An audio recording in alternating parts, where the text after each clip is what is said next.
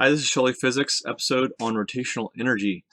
To get started in this topic, we need to know a little bit first about rotational inertia, or what's also called the moment of inertia. And also I'm going to introduce a rotational form of kinetic energy. What we're going to do is apply it to a situation that we're familiar with, an object rolling down a hill, something like a roller coaster. We've done roller coasters with conservation of momentum and energy, be more conservation of energy, where potential energy converts to kinetic energy, and therefore we get a velocity at the bottom of a hill. However, there's one little problem. We've been studying conservation of energy in roller coasters by assuming the roller coaster or the rolling object is mainly like a particle, an object that doesn't experience drag or friction, and it doesn't have a shape that can roll. Now, a roller coaster is actually very much like a particle in that it's not the entire roller coaster that is rolling down the hill. And it can experience minimal drag or friction, so that you could figure out the actual velocity at the bottom. But in these situations, we're talking about objects sort of like, I don't know, Jack Sparrow and his cronies sword fighting and battling out down a hill while rolling in this like big old water wheel type of thing. Okay, you might have seen that movie. I love that one. So what about that? It's kind of like this rolling ring. So the big question here is that rolling ring, as it goes down the hill, going to have the same velocity as, let's say, a car that just translates down the hill? Or what about if that water wheel was a solid disc? Or what if there was a heavy bar going through the middle? Would there be a difference in how that wheel rolls down the hill? Now, if you did watch the Champion of the Moment of Inertia video here on Shelly Physics exclusive, it's two-minute video, doesn't take very long. You should go watch it. You'll get a nice intro to that. Just that comparison of different objects. But that is going to show, that video shows in reality what happens with these different objects as they roll down a hill. To get us started off with, though, I do want to talk about a few different objects. If you have a ring, okay, this is a hollow cylinder or a ring.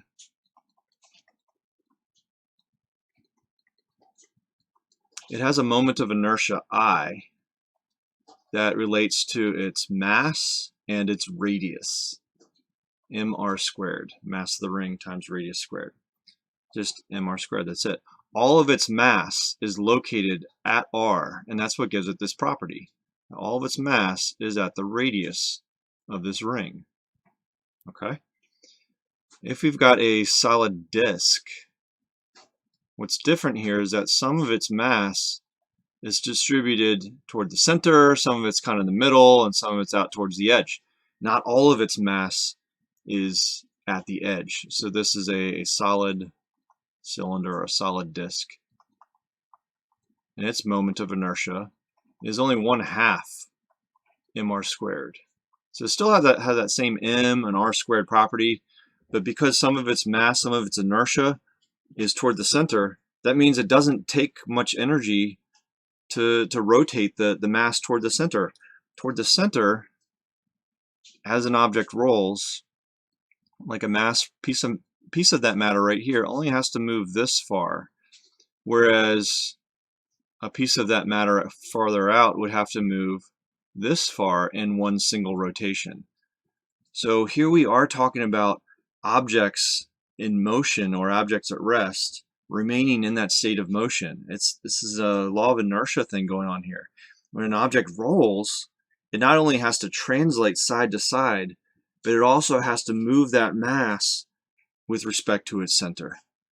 And the further out that mass is, the more inertia it has, because the mass out towards the edge needs to go a long distance compared to the mass in towards the middle. And that's sort of what we're looking at here as the difference between these. We have a partial, like a fraction of the hollow cylinder and the solid disk. When you get into some other objects, let's say a solid sphere,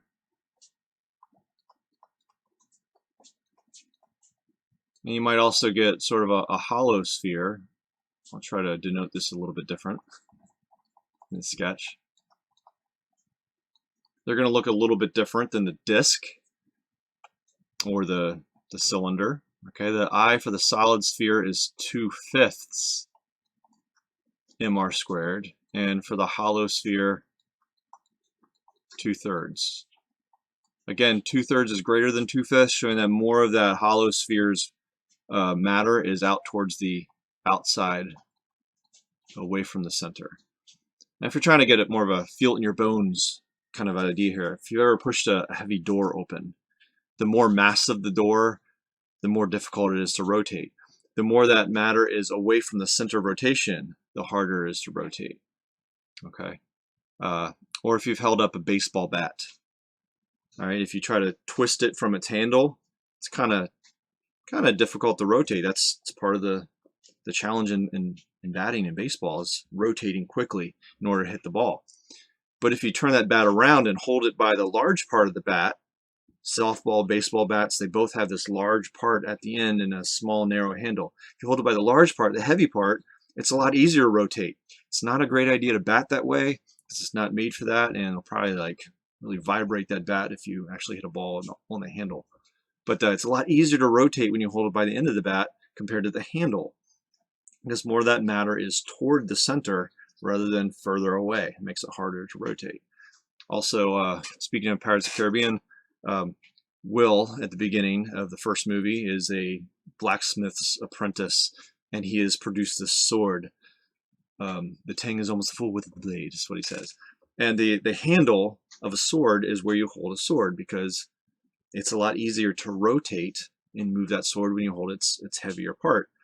If you hold the end of the sword, the tip, that's long and pointy, first I hope it doesn't cut you, but when you try to rotate that with a handle on the end, it's very difficult to rotate. Same type of thing. It's a higher moment of inertia the more the mass is distributed away from that center of rotation, that axis of rotation.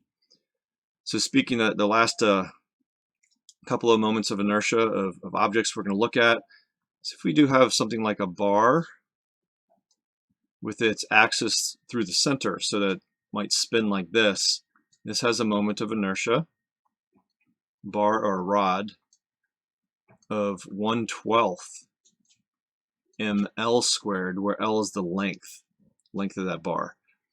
And what if we had that same bar or rod with the rotation axis near the end?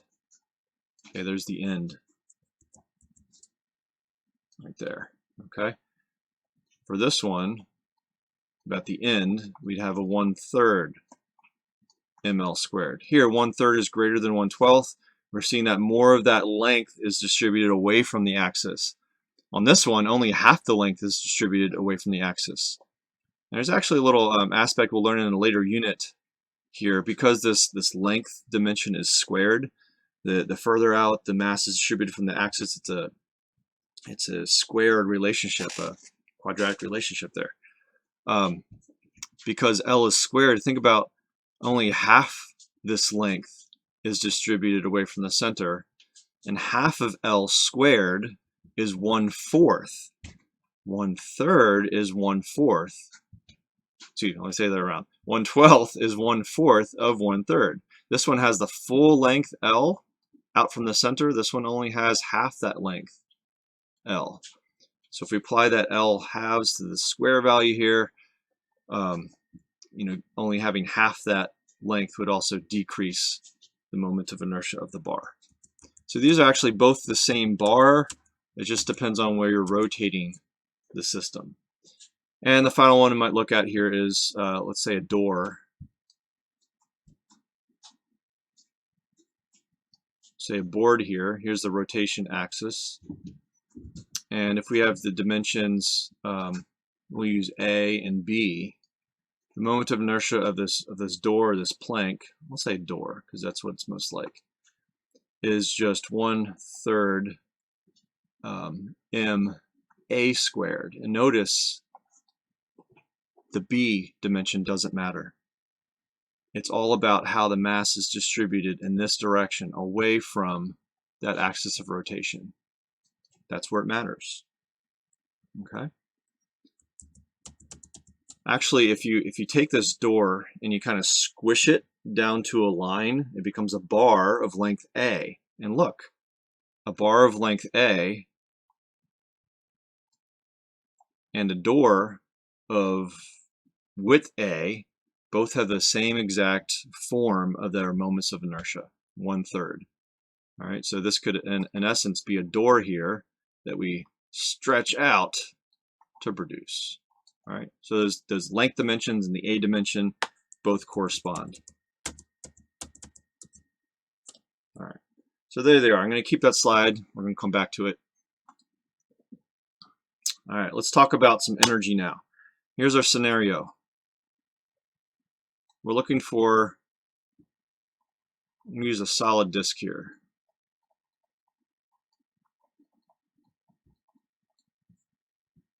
And you know what? I'll go for a slightly more complex scenario. We're going to give it some speed to start. We're going to have initial velocity of 5 meters per second. It's going to roll down a 2-meter hill. And we're looking for that final velocity at the end. We need some speed lines. Small speed, fast speed. Okay, VF. What is that actual velocity down here at the bottom? Now, we're still not accounting for drag or friction. That would always be an experimental approach that you have to take to figuring those out.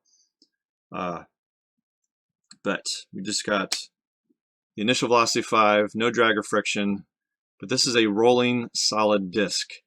And I should also say there's no slipping or no slippage. I like that word. Sometimes I've seen, textbooks use slippage. I like that word, slippage. So there's no slipping, which means there's not going to be any energy loss to kinetic friction, and as it translates, it's going to roll perfectly and not slip. So we're not going to worry about any other factors that may affect the speed at the bottom, but only the kinetic and potential energy. So our big idea here is conservation of energy. The initial energy equals a final energy later on. In this case, I'm going to say this is 0.1 and over here is 0.2. So I'm going to call this energy at 0.1 equals the energy at 0.2. Now in the past, in our last unit, we would look at this energy and go, okay, it's got some potential, gravitational potential energy at the top, kinetic energy up there. So there's some initial gravitational potential and kinetic energy summed up to make the energy at 1. UG at 1 plus the kinetic energy at 1 equals. And what about the bottom? We'd have, let's see, it's at the lowest point possible. I'm going to call the gravitational potential energy down here 0, at height 0. So we're just going to have kinetic energy here at 0.2. And that's it. So we, of course, plug in the MGH at 0.1 plus the kinetic energy at 0.1 equals the kinetic energy at 0.2. Loading in here, the mass, of course, cancels out, goes away. We load in the height, put in the initial velocity of 5. We could solve for the final velocity at the bottom. Let's go ahead and do that. What would it be if we don't consider rotation? So if this is a particle, we're doing particle physics here. The particle physics view, this is what we would have. We just have a 9.8 for G. The height is 2.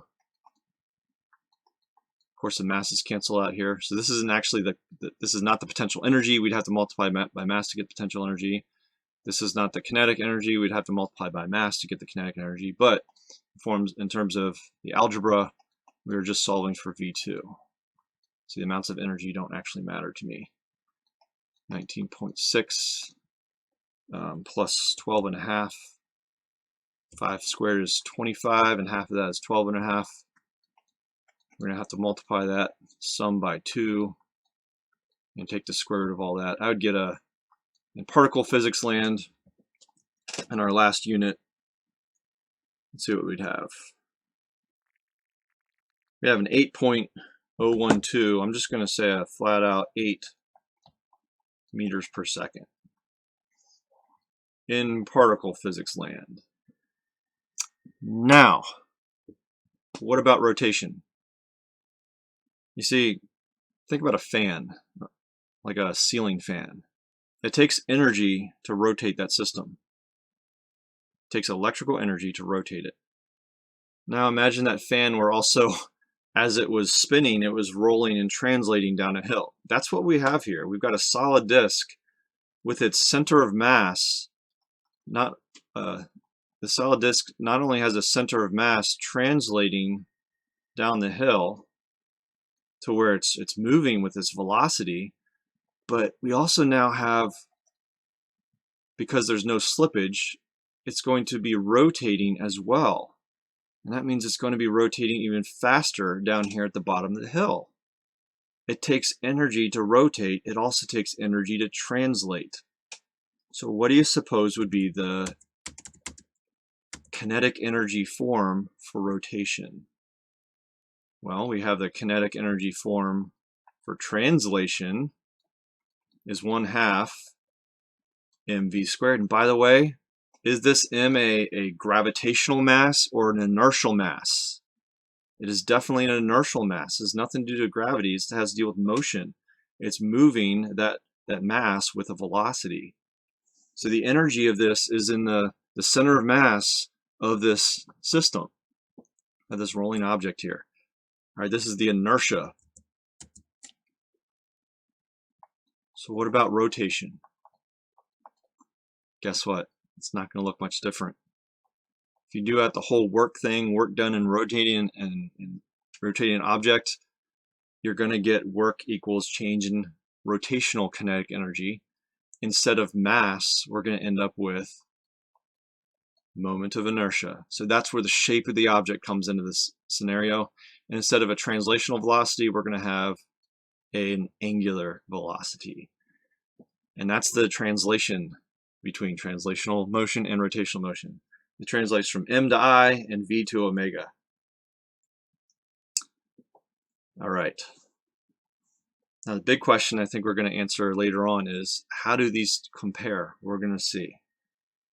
This is not really more complicated, just a little bit more work than before. So instead of considering just the translational kinetic energy, we're also going to have a rotational kinetic energy at 1 and a rotational kinetic energy at 2. I'll just throw in an R there to represent the two kinds of kinetic energy. I'm going to hijack this step right here. We're going to add in those rotational kinetic energies and move on from there. So what will this one look like now? We have gravitational potential energy at 1 plus the translational kinetic energy at 1 plus the rotational kinetic energy at 1. And that's where, starting with a 0 velocity would simplify this a bit. These two terms would not be there. So it does simplify the algebra a little bit, but it's something we can completely handle at this level. So now we have K2, the translational kinetic energy, plus Kr2, just to denote that there's a difference between these two. Yeah, a little bit more to throw in here. So let's try it, see what happens. I'm going to start with an mg and a height of 1. There's a potential energy at the start. Now keep in mind, if this object is still rolling with 5 meters per second of speed and it's not a particle, it actually has more energy to start with. Because if it's moving at 5 meters per second and spinning, it also has rotational kinetic energy to start. And that's what we're going to see here. mv1 squared plus 1/2 I, and that will be for the disk.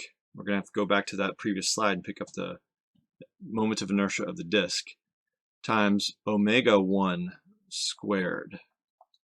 I'd be kind of scratching your head going, what's that going to be? We'll find out in a second. And for K2, kinetic energy at position 2, there it is, plus 1/2 I omega 2 squared. All right, now if we start plugging stuff in, you'll notice that our mass doesn't cancel. we've got this I in the way. We'll see what happens there in a moment. First, I want to address this omega and the v. For an object that's rolling, it's got a translational velocity. It's translating. The center of mass is moving. Well, what would the edge speed be? Well, if this edge speed, if you consider that, if it's rolling, this thing's rolling to the right, it's also rotating clockwise. Oh dang, I did those edge speeds in the wrong direction. You see that? Okay. So if this thing's rolling this, going to the right, it's rolling this way by our experience. Okay. It means the top of the wheel has an edge speed in this direction, a tangential velocity, and the bottom has an edge speed in this direction. Now, how does that compare to the velocity of the center of mass? Well, we have one thing to work on here, and this is where that slippage comes in. As long as the tire and the wheel is not slipping, that means the relative velocity of the bottom edge of this wheel has to match the relative velocity of the road or the track, whatever you're on, the surface. If they match, that means if the surface isn't moving, the bottom of the wheel is not moving. Okay, so if there is a center of mass velocity to the right and the bottom of the wheel is not moving where it kisses the ground before it rolls up, that means this tangential velocity is equal to the velocity of the center of mass. It also means the velocity at the top of the wheel is twice the velocity of the center of mass. We're adding, the top of the wheel's velocity plus the velocity of center of mass gives us 2 velocities. Whereas the bottom is the center of mass velocity minus the edge speed velocity, which equals 0. That's how we get an at-rest kind of motion. Big important thing here though, if there's no slippage, the edge speed is equal to the center of mass. And we know something about the edge speed, how it relates to omega. V equals R omega. And this is the beautiful thing now. That means omega is equal to the edge speed, which is equal to the center of mass, VCM, divided by the radius. Omega equals the velocity of the center of mass divided by the radius. And guess what? This is the velocity of the center of mass at point 1, and this is the velocity of the center of mass at point 2. What this means is we can substitute a V1 over R for omega 1 and V2 over R for omega 2. All right, that's a good thing. Now, what about the M's and this I? M's aren't canceling out. We're not given a mass. What do? Well, let's look back at the I. What would the I be, the moment of inertia be for a solid disk? And again, in a later lesson, I'm going to talk about where these fractions come from, the 2/5, the 2/3. In this case, for the solid disk, the 1/2. This is the one we want to use. And all we're going to do is substitute that in for the I value. I'm going to go ahead and rewrite this so we see the whole picture. So we're going to have a 1/2. And the I value is, you got to keep track of all your fractions when you're doing these. The I value for a disk is 1/2 M. And I'm using a lowercase r here, so I'm going to use a lowercase r here also. 1/2 mr squared. That's the moment of inertia of the disk. Right here. All right. Over on this side, we'll have a 1/2. This is the translational kinetic energy. And then we need the I again, 1/2 mr squared. Whew. That's it, and in all of its beauty. Is it hard? Not really. But you gotta understand that connection between the edge speed and the center of mass to get the omega. interpret what omega is in terms of V, and pull in this notion of moment of inertia for the shape. So a hoop or a hollow cylinder, you'd plug in an mr squared there. If this were a solid sphere, you're rolling a ball bearing down a hill, something like that, you'd plug in a 2/5 mr squared. Or a hollow sphere, you'd plug in a 2/3 mr squared for there and there. Okay? Whatever the moment of inertia of that rolling object is, you'd substitute that for I. And now you've got an m in each term that cancels. Woo! Divide everything by m and they cancel. You also have a little bit of more canceling here. Look at this. We've got a 1/2 mr squared, and this is going to turn into a v1 squared divided by r squared. So this term actually cancels with that r squared. That happens also. This one, r squared, has an r squared over here in the denominator. Those cancel. It's beautiful. I love in physics when things cancel and become simpler. That's what we're seeing here. All right, now we've got some simplifying to do. GH1. There's a 1/2 v1 squared and a 1/2 of a 1/2 v1 squared. So it's a 1/2 quantity, 1/2 plus a 1/4 v1 squared. We can combine those terms. And over here we've got a 1/2 v2 squared and a 1/2 of a 1/2 v2 squared. And everything else cancels in there. So over on this side we've got 1/2 plus a 1/4 v2 squared. Now I'm drawing it like this just for a moment so you can see the difference. You see, if we didn't consider the rotation, then it would just be a 1/2 5 squared and a 1/2 v2 squared. But now there's a little bit more. We got 3/4 instead of a 1/2 term there. And let's see what that overall will do to our system. Our final velocity in the end. It's time to plug in numbers. 9.8.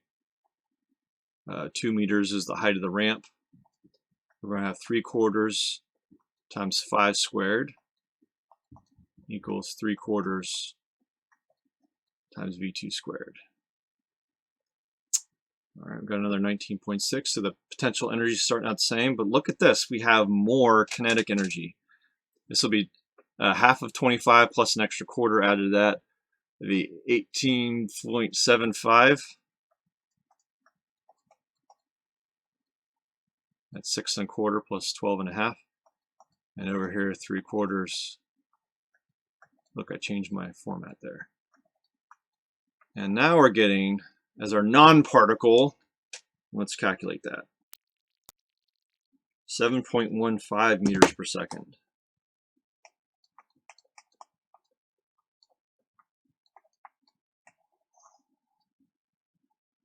It's slower.